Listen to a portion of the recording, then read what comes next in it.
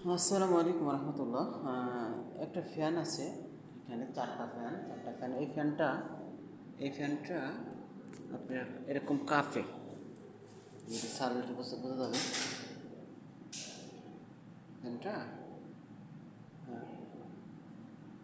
দুলতে আছে।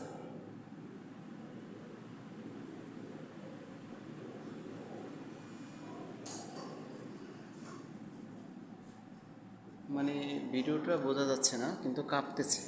এই কাঁপার কারণটা কি, এটা দেখাচ্ছে আপনাদের। দেখেন যে কত বড়, দেখেন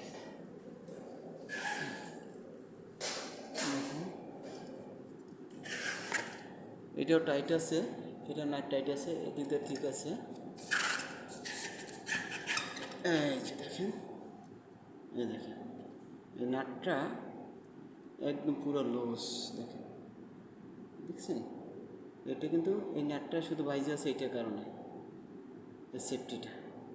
এটা সব নাটে আমি আশা করব যারা ফ্যান তৈরি করেন, যারা নাট দেন, এই নাটের সাথে যে এরকম অবশ্যই এই জিনিসটা হয়।